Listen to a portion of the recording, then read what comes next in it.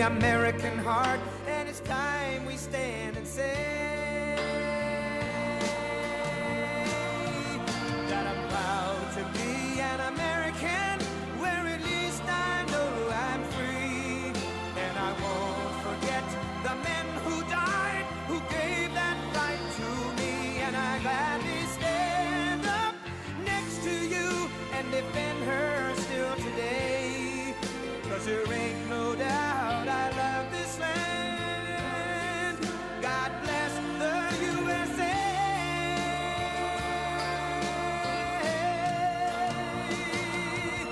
And I'm proud to be an American, where at least I know I'm free. And I won't forget the men who died, who gave that right to me. And I gladly stand up next to you and defend her still today. 'Cause there ain't no doubt I love this land. God bless the USA.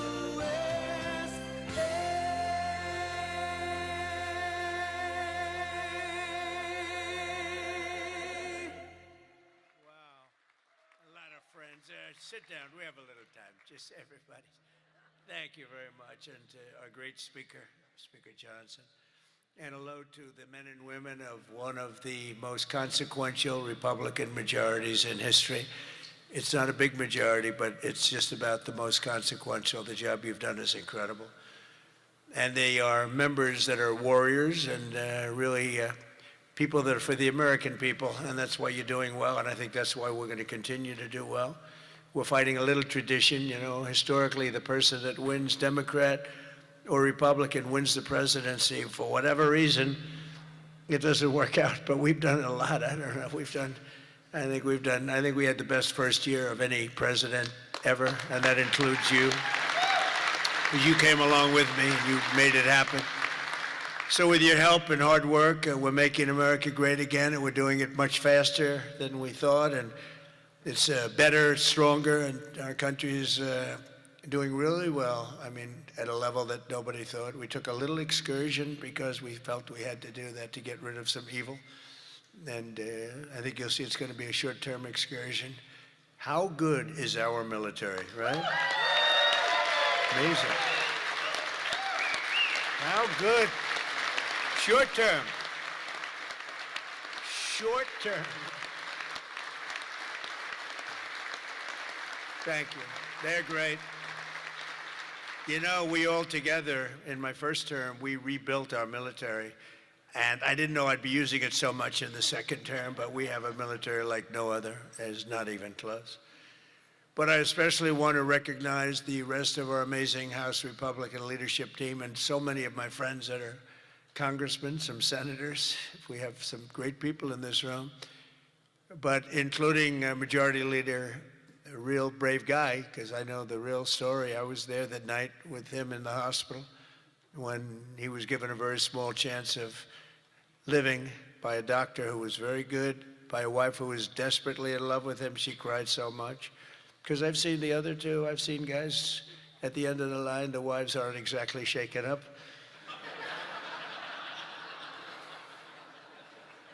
When they don't cry, when they have no tears or any sign of tears, this is not a good sign of a great marriage.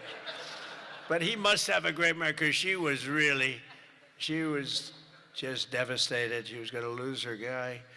But it worked out that the doctor said more blood was put into him than he's ever seen. He was in big trouble. I looked at him that night and I said goodbye to him, but he made it. He was brave, and look at the way he fought back from so many different things. Steve Scalise.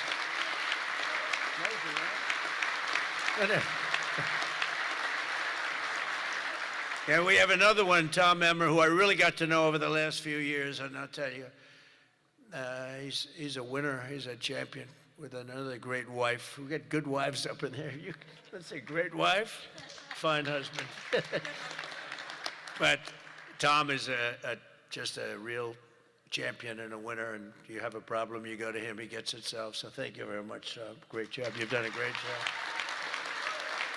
And our conference chairwoman is Lisa McLean, and we all know Lisa. Don't get on her wrong side. It can be a very, very bad experience. Thank you very much. Great job, Lisa. Great job. And a very special thanks. You know, you broke a record. This is over 20 million. This is, that's the biggest of these type of events that there's ever been by a lot. You know, you didn't just break it, you broke it by a lot. So I want to congratulate you. But there's just great spirit. The Republican Party has fantastic spirit. The level, I don't think, has been seen before. I really don't. We have to get a couple of people on board, which in at least one case is virtually impossible. I wonder who that might be. A sick person. But I want to say a very special thanks to everyone at the Congressional Institute for helping organize this event. This has been amazing.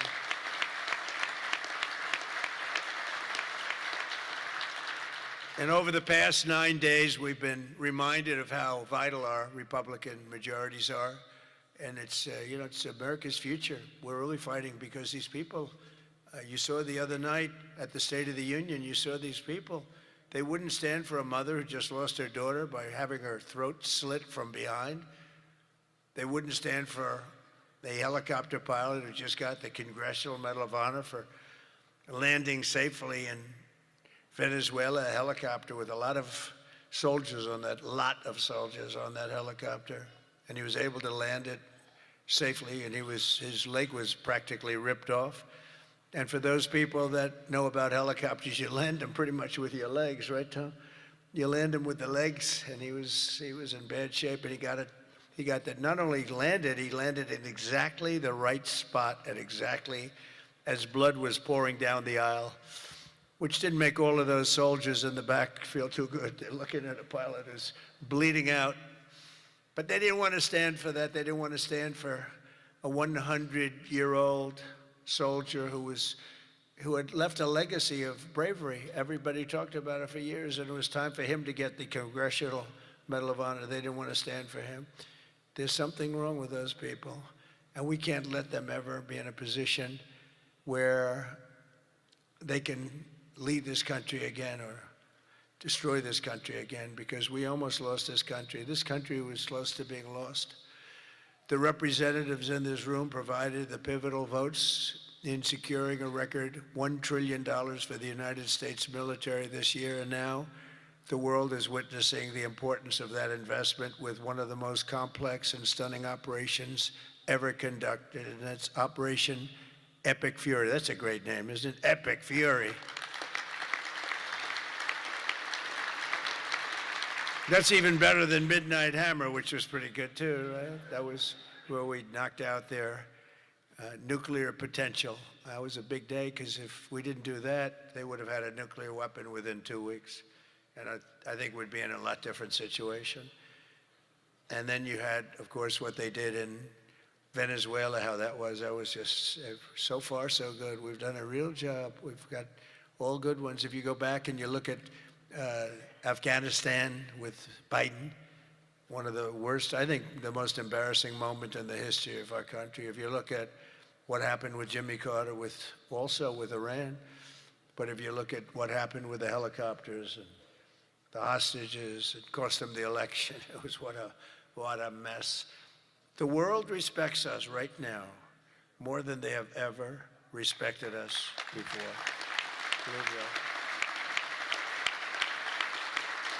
And because of Republicans, you people in Congress, the United States has by far the strongest and most powerful military on the face of the earth. We're the strongest military anywhere in the earth, and now everybody understands it. Together with our Israeli partners, we're crushing the enemy in an overwhelming display of technical skill and military force. Iran's drone and missile capability is being utterly demolished.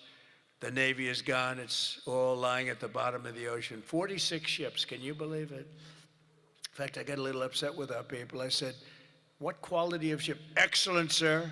Top of the line. I said, why did we just capture the ship? We could have used it. Why did we sink them? They said, it's more fun to sink them. I said, they like sinking them better. They say it's safer to sink them. I guess it's probably true. But think of it, we knocked out 46, and actually took 3.5 days. Their terrorist leaders are gone. We're counting down the minutes until they will be gone. Think of it, we had leaders, and they're gone. Then we had new leaders, and they're gone. And now nobody has any idea who the people are that are going to be the head of the country, and will not relent until the enemy is totally and decisively defeated. And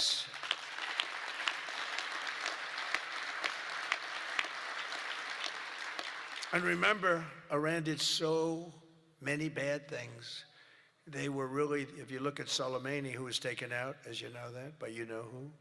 But if you look at Soleimani, the father of the roadside, you call it a roadside bomb because most people don't understand the different terms. It was where they plant bombs in roads as you drive by, happily drive by, the bomb goes off, and no matter how strong the armament, it just kills the people. Or you lose your arms, legs, and face. And those bombs got worse and worse, and he got happier and happier, and we took him out. That was a big thing because he was the head. It might have been a much different story. They may have been much more capable than they are had he lived, because he was capable. He was vicious, violent, and capable. But we got rid of him first term, and we did so many things. I mean, we've done so many things, but as you know, on Saturday, I traveled to Dover Air Force Base to be with the families of 6 fallen warriors as they returned to American soil. And I know that everyone in this room joins me in sending our prayers and eternal gratitude to the families of those great heroes. Those families are incredible families, devastating to be. Hardest thing to do, you know, I've done it a lot. The hardest thing to do is to go to Dover, because Dover is where, for the most part, a lot of the fallen, the warriors, the great young people that have died in war, they seem to mostly go to Dover. They come home to Dover. Dover does a great job of handling things. They have men assigned to the family. They have men and women that are incredible, assigned to the families. It's a beautiful thing, but it's also a very sad thing. But they all said one thing to me: make sure you win, sir. Make sure you win. They weren't playing games. They want to make sure. They said it. Everybody said it. They were separate, but everybody said the same thing: make sure you win. We will. We've already won in many ways, but we haven't won enough. We go forward more determined than ever to achieve ultimate victory that will end this long-running danger once and for all. 47 years. It should have been done a long time ago. The world would have been a different place had some president had the courage to go and do it. They should have done it many, many times. They had many opportunities. The United States of America is the greatest and most exceptional nation in human history, and will not be threatened by evil terrorists and lunatics any longer. We just can't do that. And, you know, when I always talk about how great our nation is, I don't know. I don't consider our nation very great for 4 years under Biden. We were a laughingstock all over the world. We were a laughingstock. So, you know, I say great, great, great, but I don't know. When you look at what happened with so many different things, the open border, 25 million people, many of them very bad people pouring into our country with open borders that just said, come on in, makes no difference. They emptied their jails into our country. 11,888 murders, 50% of which murdered more than one person. The drug dealers came in, the mentally insane came in, they emptied their mental institutions, they emptied their insane asylum. That's a step above a mental institution. They emptied them all right into our country, and we've done a great job of doing what we've done. Think of it, we have the lowest crime rate that we've ever had. We have the lowest murder rate in 125 years, and we're saddled with all of the problems of the criminals that were let in. You know, look, they're smart people. I know the people that run those countries, every one of them, and they're all streetwise, very smart, and I would do exactly the same thing. They emptied their jails into our country. I said that was going to happen when I heard that they were having open borders. I didn't believe that they were going to happen. When I realized that they actually were going to have open borders, I said, we're going to have every person in jail. We're going to have every drug dealer. We're going to have all these countries all over the world. The Congo, they emptied their jails all the way from the Congo to all parts of South America, Asia. They sent in their people in jail, murderers. Some of the worst people on earth got sent into our country. And I'll tell you what, ICE is unbelievable, what they have to put up with and how tough they have to be. That goes for Border Patrol, and it goes for law enforcement, our law enforcement people. But sadly, even as our service members are fighting bravely to protect America abroad, the Democrat minority in Congress is deliberately sabotaging our national security at home. And you're going through it right now, fellas. I mean, you're going through, it's not even believable. You know, we should be very safe right now, especially when we're attacking somebody that's evil, bad intention. But last week, 53 House Democrats voted against a resolution affirming that Iran remains the world's #1 state sponsor of terror. Who the hell would do that? I mean, almost every act, whether it's Hamas or Hezbollah, no matter what, you take a look, it's Iran or Iran sponsored. And even more outrageously, as we speak, Democrats have shut down the Department of Homeland Security. They've got it shut down. Do you believe it? Right now. Because they care more about amnesty for illegal alien criminals than about protecting the lives of American citizens. I mean, take a look at it. The American citizen is being scoffed at by Democrats. It doesn't make sense. None of this stuff makes sense to me, you know, when they sat and they wouldn't stand up for incredible people. They just refused to clap, stand up. By the end of the speech, by the way, they were all standing because somebody was passing them. No, you people are getting killed tonight. They were all, they'd stand up for everything I was saying. At the end, that last half hour, they were standing up for things that they shouldn't have stood up for because they got the word, you're getting killed tonight. Stand up and clap for the woman that just lost her daughter, please, to a violent criminal. But Democrats must vote immediately to reopen the Department of Homeland Security so that we have the resources to keep America safe.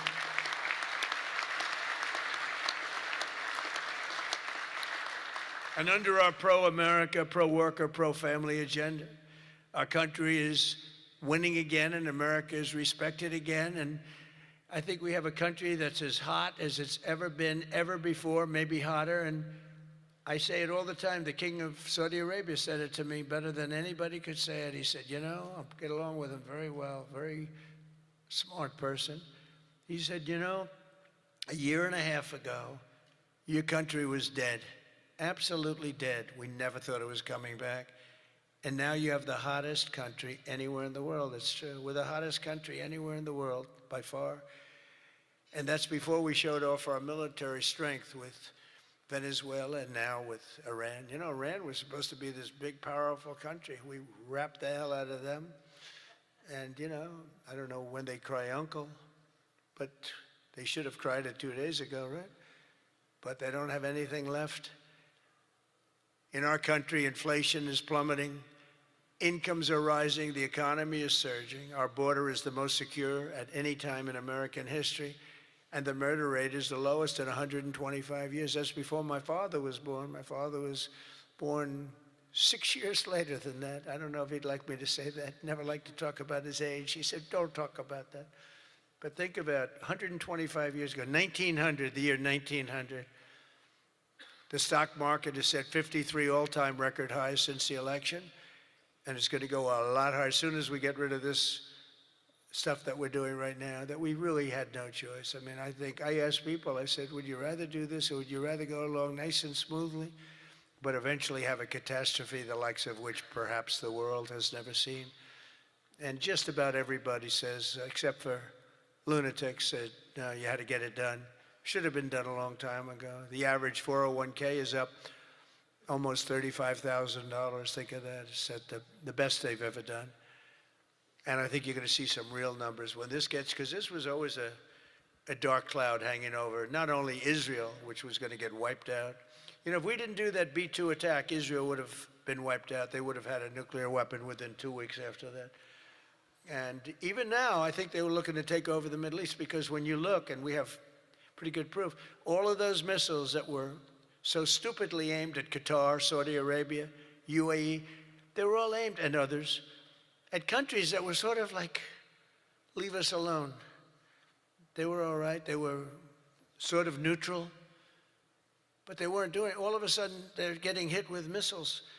And they could have gone one of two ways. They could have gone toward their side, like we're with you, or they could have gone with our side, and they really went with our side, and they've helped us, and they've been a big force. But they got hit. But they were going to be hit with us. Had we not done the B-2 raid, and if we not done this one where we said, nope, it's time to go in, we have to go in, have no choice. Number one, if we didn't go in, they would have come in after us, because I see the Democrats trying to justify it, and they're failing because the voter on the street is saying, you got to be kidding. But I see where they're going, where they're always saying, no, there was no reason. Well, I'll give you the best reason of all.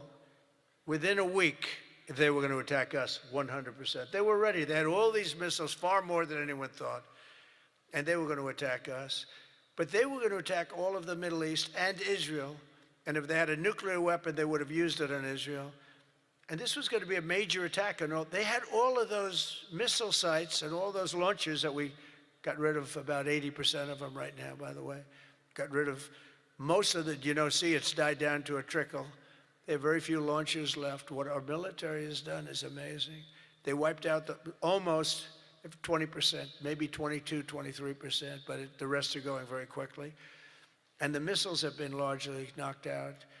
The drones have been knocked down, and we're hitting where they make the drones. We know them all, and we're knocking the hell out of that now where they manufacture the drones.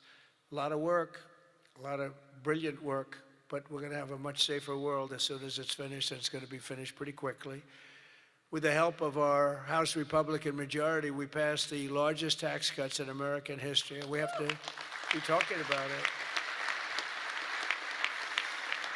And with the great, big, beautiful bill, we delivered no tax on tips, no tax on overtime, and no tax on Social Security for our great seniors.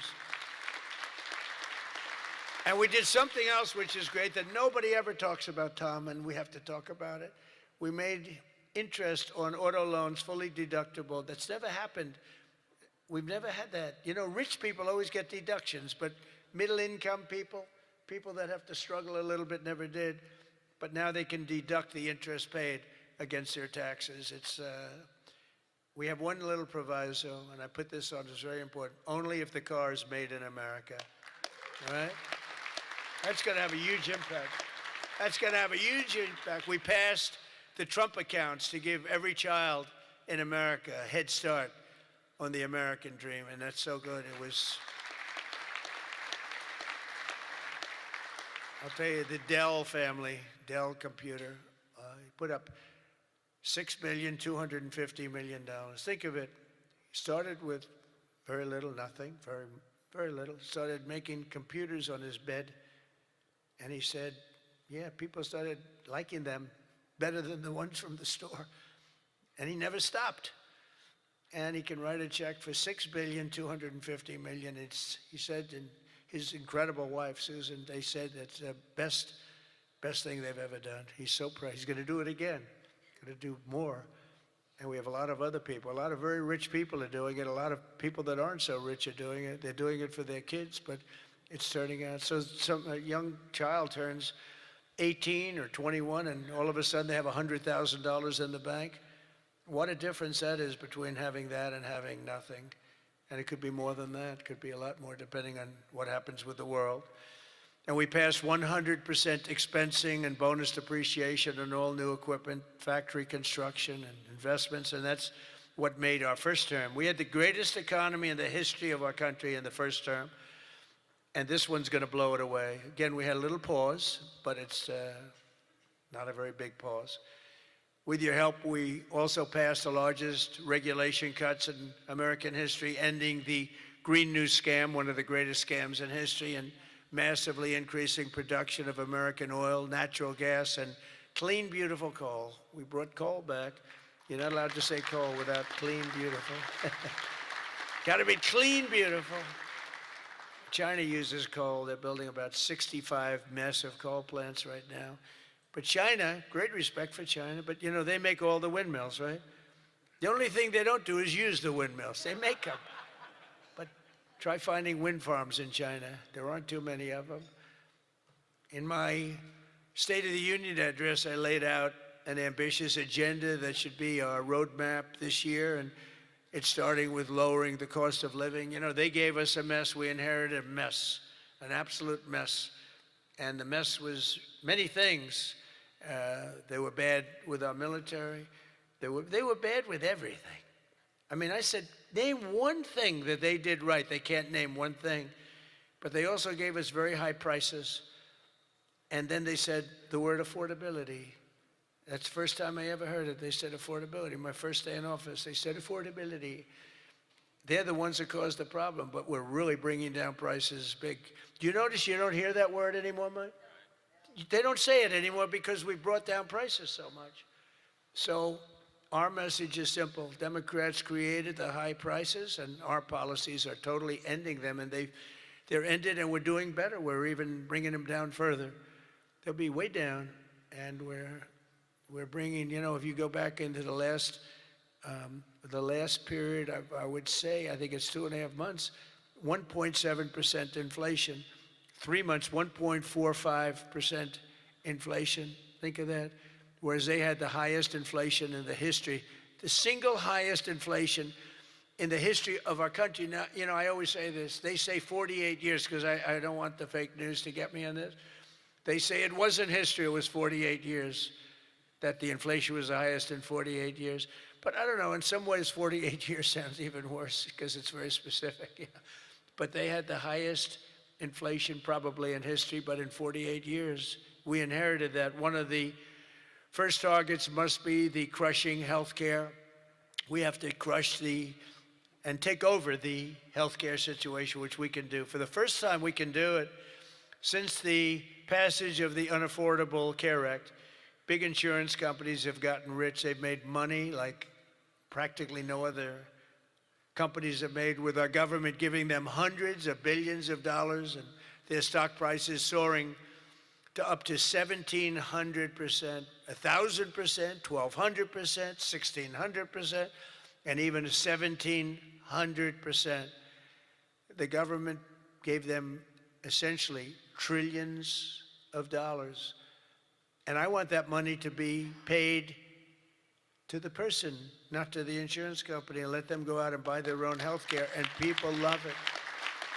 People love it. You'll get better health care at a much lower cost, and they'll be sort of part of the system. But the money we spend is so much. We spend numbers that nobody could even believe. But the health care companies, because the Democrats are owned by the insurance companies, remember that. And so they have a problem. That's why it's hard to get it fixed, because they are totally owned and controlled by the healthcare, by the insurance companies. Healthcare insurance, but the insurance companies themselves. So when you want to do something that's good for the people but bad for the insurance companies, it's very, very hard for them to go in a different way. Now, Republicans never do that kind of thing, right? You're owned by nobody, right? Nobody. See, a young girl up here say, yes. Some of them are a little bit shaky, but they're Republicans. We love them. We love them anyway, right, Mike? But they are owned by those big, powerful insurance companies that are making a fortune, and it's hard to get them to do the right thing. They know what the right thing is. So we want the money to be paid directly to the people and let the people go out and buy their own health care, and people love it. They love it. We can own the issue. For the first time ever, Republicans can own that issue. I'm also asking you to take swift action to codify my most favored nation policy on drug prices, the biggest. That alone should win the midterms. We have, and I tell this story all the time, my first term, third year, I actually had a slight, it was 0.25% decline in drug prices. First time in 28 years. I was so proud. I went home, told our great First Lady, who's now a movie star, I got the biggest, can you believe this? That movie was hot, and it is hot. She became a movie star. It was a good movie. But I went home and I said, you know, it's amazing. We do so well, we work so hard. This issue is the single biggest issue. Okay. I had a news conference, I'm embarrassed to say, a long time ago, my first term, third year, because I went up. to a level that I did things that nobody's ever done. 28 years, I brought it down 1/4%. Now I brought it down 80%, 90%, 75%, depending the way it's driving the fake news crazy because I say 400%, 500%, 600, depending on the way you want to talk about it, if you want to talk about pricing. But using a conservative number, what we've done is we paid the highest price for drugs anywhere in the world, and now we pay the lowest price for drugs anywhere in the world. We are tied for the lowest price. Whoever has the lowest price, that's what we pay. And I did that through tariffs. We had a little disappointing decision, to put it mildly, from the Supreme Court. Terrible decision for the people, but the good news is I have lots of other ways of doing the same thing. I just have to work a little harder. They want me to work harder, but we're doing the same thing with a lot of work. But I used tariffs to get this because I went to other countries. The drug companies were not easy, but I got them. And I said, we're not paying. We were paying for a pill $130 that in London and Germany and different places you'd pay $10. So we were paying 13 times more. They're paying $10, we're paying $130. And the drug companies, I called them in. We had a rough time, but it wasn't that bad. And they agreed because they knew that I couldn't get the countries. You had to get the countries to approve it. And I called up, and you've heard me say this a couple of times, not often, but I called the countries up. I called up France. I said, Emmanuel, you have to cut your good friends from America a reasonable deal. What's happening is you are paying a tiny fraction for drugs. No, Donald, I cannot do anything about that. I said, you can. He said, no, I will not do it. I will not do it. Because he'd have to raise his pill from $10 to $20 and maybe even $30. Ours would come down from $13, $130 down to $20. Think of that, from $130. That's what you're going to get, from $130 to $20. But he has to double his price from $10, and they were the boss. I said, no, you will. No, Donald, I cannot do that. And I heard this from all the other countries, too, very elegant people. And they were saying, no, we cannot do this. We will not do this. I said, yes, you will, 100%. No, we will not. Because, they have to double up their prices. And I said, well, here's the story. If you don't do it, I'm going to put, in the case of Emmanuel, I said a 100% tariff on all wines and champagnes coming into the United States. No, Donald, you cannot do that.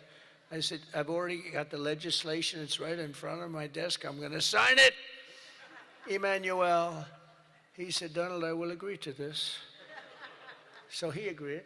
Everybody agreed. I got every country to agree. And now you've done something that no other president could have done. No, I don't want to brag. But, they've said this about a lot of things. No other president could do some of this shit I'm doing. No other president. The things I'm doing, nobody else was going to do it. They say it all the time, sir, could you do this? You're the only one can do it. But we got it done, and we got the countries to all go along. Because I said, if you don't do it, I'm going to raise your tariffs to 200%, to 150%, and that's 10 times more than I'm asking for. And every single one, if it took me 5 minutes, that was like a long time. I was doing badly with that one. So now we have most favored nation pricing into permanent law, and you should codify it. But I don't care that much about codifying it, because what politician is going to agree to increase drug prices by 500%, okay? So, but it's still good to have it codified. Don't you agree? They're saying, sir, we have to codify it. I said, that's okay, but I'm not. Other things you should codify. That I can tell you. This one, you should codify, because you want to take credit for it. You want to take credit for it. So if you can, please codify it. Get out there and codify. You're getting an 80%, 85%, 55%, 70% reduction in drug prices. Codify it. But if you don't, no president's going to raise it, in my opinion. Although they are crazy, these people are crazy. They could find a way. You better get it codified. And as we work to bring down interest rates so that more Americans afford a house, I'm also asking you to ban the Wall Street firms, large Wall Street firms, institutional investors, from buying up thousands and thousands of single-family homes, hundreds of thousands of homes, because homes really are for people, not for hedge funds. We want to get the market out so they can do it, and we're stopping it.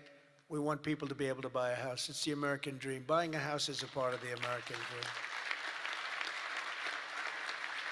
And we must also stand up for the safety of our citizens. One of my guests at the State of the Union was Anya Zarutska, the mother of beautiful 23-year-old Ukrainian girl who was stabbed to death on a train in North Carolina by a deranged criminal, arrested more than a dozen times. And I had the mother, as you know, at the State of the Union, and she was devastated. Beautiful woman, devastated, uncontrollably devastated.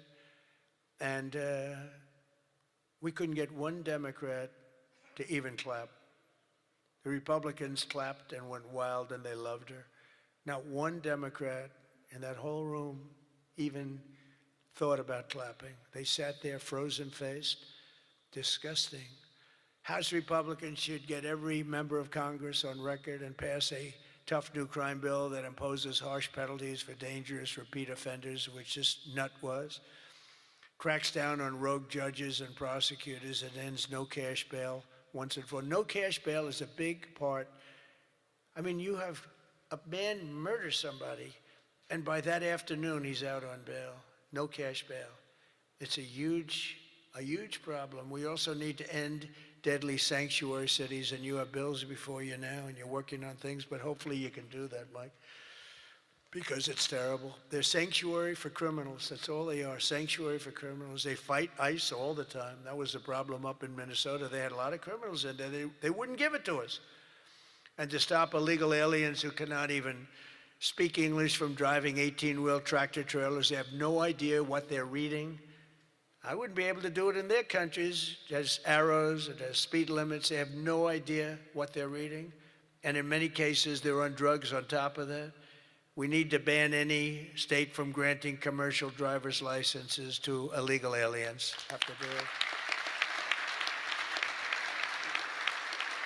And I want to thank House Republicans for passing another common sense measure. I would think it's the easiest thing. I just told Mike.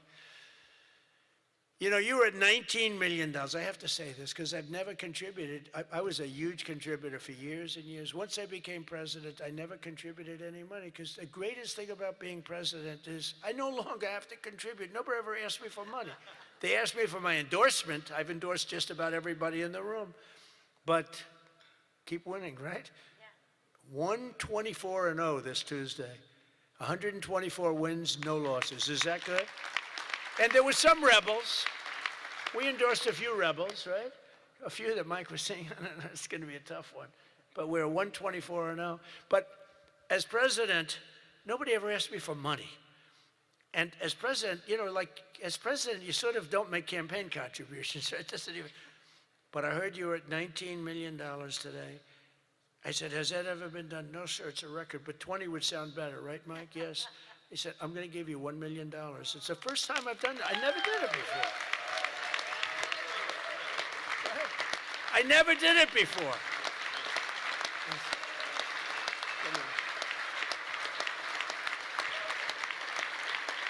I never did it before. Now I'll be hit up by every political group, every Republican running. Sir, can I have some, give me a little cash. I'll have Emmer come up to me and say, how about a little cash for my campaign? I will no longer have the excuse that as president, anyway, no, but we had to hit the 20, right? We had to hit the 20. That was a hell of a thing. You beat it by a lot. You beat the record, the previous record by a lot. But I want to thank House Republicans for passing another common sense measure, to me, the easiest of all, the Save America Act, to protect our sacred American. Look at this.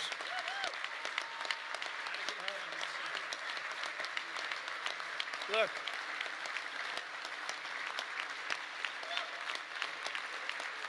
It's the easiest thing we have. I can't, it's the easiest thing we have.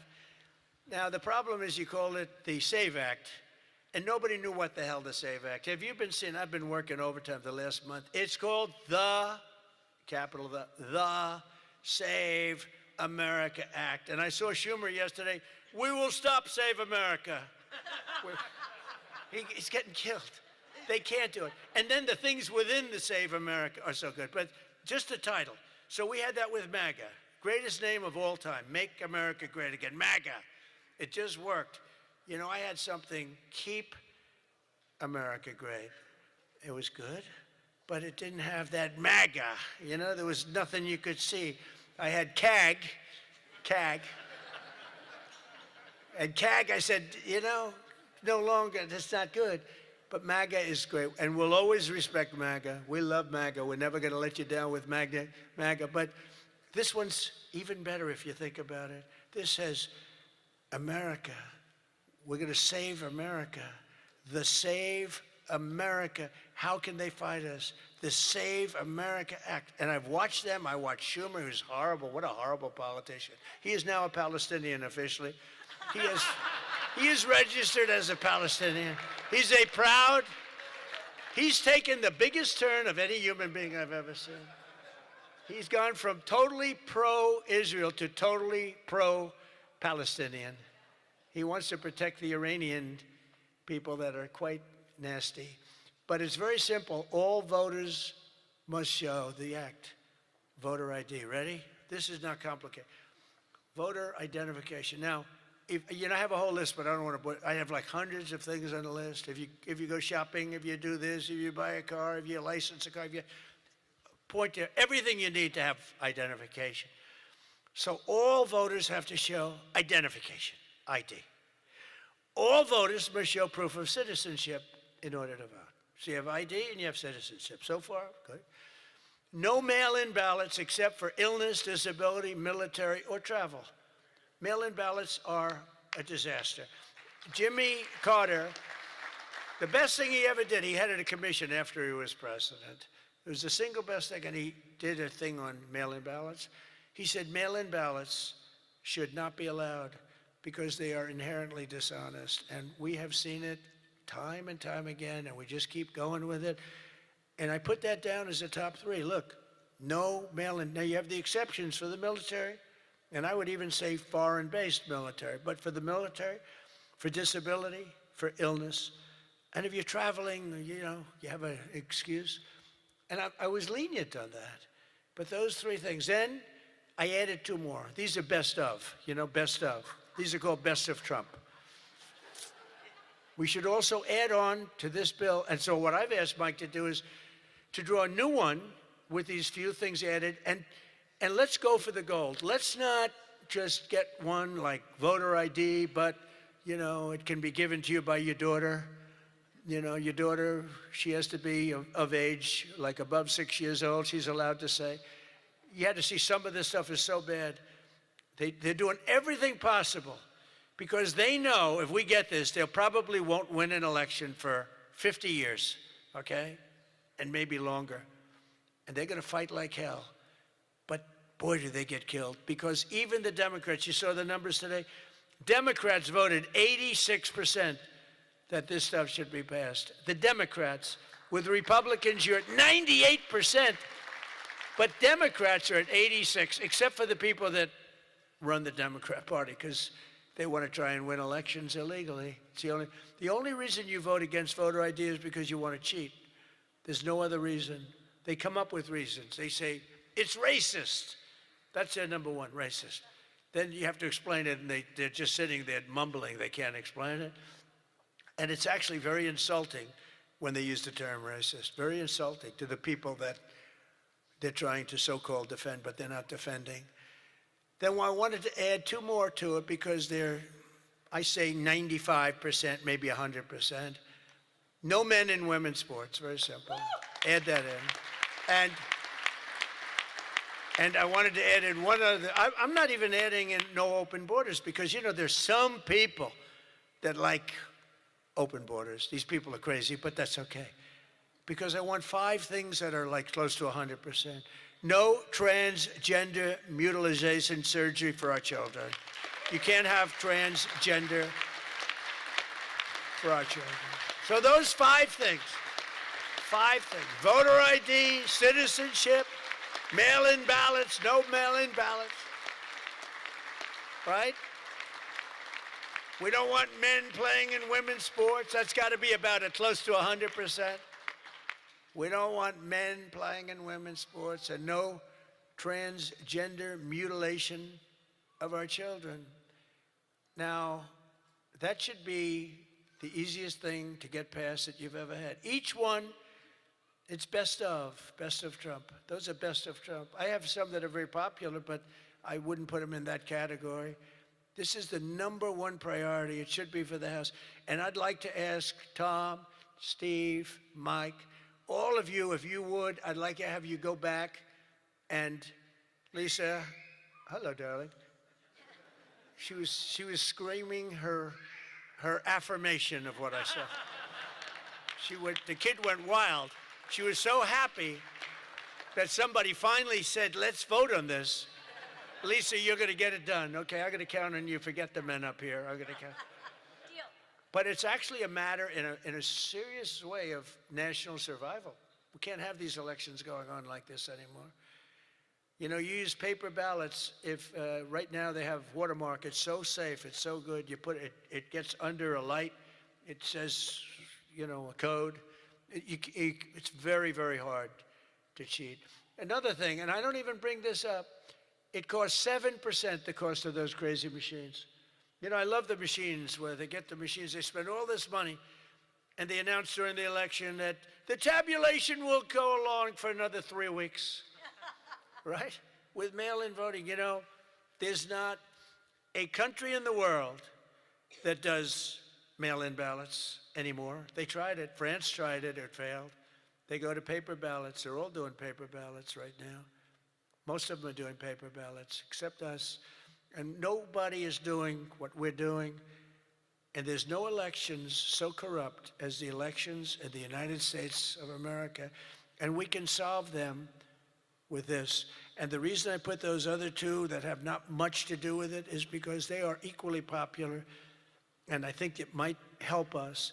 And for those people that like FISA, I said maybe you put them together because a lot of people feel very strongly about FISA. Some people don't, but the people that want it, they really want it. And generally, for whatever reason, they're opposed to what we're saying about, you know, about the ballots and about citizenship and all of those things. And so put them together and you might get a vote, but we have to get it done. And then we have to get the Senate to do it. But if you could send a bill up to the Senate, we're going for the gold. We don't want what was said. The SAVE Act, it was all right. Nobody knew what the hell it was, including me. I kept saying, what's this? Save America Act. Don't ever say SAVE Act again. It's a loser. The SAVE Act. Nobody has any idea what are we trying to save? It's the Save America Act. If you could send it up in full form, meaning just straight, we will, I think the Senate has to approve it. I really do. I think, and they're going to have to go to the filibuster, and maybe it's going to be the talking filibuster like the old days, the great Jimmy Stewart, right? Remember the great movie, Jimmy Stewart? But they have to get it done, because if we don't get this done, if it takes you 6 months, I'm for not approving anything. I don't think we should approve anything until this is approved. And they can't win politically. Look, you have them in a corner, and they're listening to every word I'm saying, and it doesn't matter, because they can't win it politically. Because when they say, we don't want voter identification, we don't want proof of citizenship, all these things are just losers for them. And they won't be able to withstand it. Just like at the State of the Union, they started clapping at the end. I said that. And the reason, because politically, you have to stand for these great people that were being. And the word came out from people watching it on television, you guys are getting killed. And this is an even bigger example. So if I could ask the people in this room to go for the gold. We're going for the gold. We're not going for the bronze. We're not going to sign a watered-down version like has been sent up there. Let's go for the gold, and let's just not accept anything else. I'll tell you what, I'm willing to just sort of say I'm not going to sign anything until this is approved. I really am. That's how bad it is. And we're going to have to push the Senate because you have 4 or 5 senators that are, I don't know, 4 or 5 Republican senators. You'll have to explain them to me, but we're not going to get into that. But we're going to push them to get it done because I don't think you can politically exist if you're not going to do voter ID and these things. I don't think the people in this country will stand for it. So I'm making my biggest plea tonight. It'll make you, and I'm not doing it for this reason at all. It'll guarantee the midterms. It'll guarantee the midterms. If you don't get it, big trouble, my opinion. If you get this, your midterms, and they know it. For 2 reasons. Number 1, they won't be able to cheat. And number 2, the people are demanding it. Every time I go out, Save America, sir, Save America Act. We want the Save America Act, sir. That's all they talk about. They don't talk about housing. They don't talk about anything. That's what they talk about. And if you send it up that you're going to win the midterms at levels that you can't even believe, and you're going to win every election for a long time until somebody really screws things up, and hopefully that won't happen. But I've never been more confident that if we keep these promises and deliver in this popular agenda, the American people will stand with us in overwhelming numbers, just as they did in 2024. I heard Mike say it's actually 78 million votes, but it was actually 86. You know, they cheated like hell. But it was too big to rig. Remember? I won 3 times. First time was great. Second time, they cheated like hell. It was COVID. And their cheating was at an inspirational level. We can't let that ever happen again. And then they cheated again in the last election, but I went up. The term I used most was too big to rig. You got to go out. Don't believe, because we had polls having us way up. I said, don't believe the polls. Go out and vote. Make it too big to rig. And that's what happened. A couple of races they cheated on. They got away with it. A couple of Senate races, my opinion. But we have to make it too big to rig, and that's what we did. But we shouldn't have to win an election that way. You're going to have a hard time winning elections that way. So you got to get that passed. And if we fight, we will win, and we will make our country safer and stronger and richer and greater than it ever has been before. And I want to say, very importantly, because they would like you not to say this, because this is a terrible thing in their opinion to say, God bless you and God bless America. Thank you very much, everybody. Thank you very much.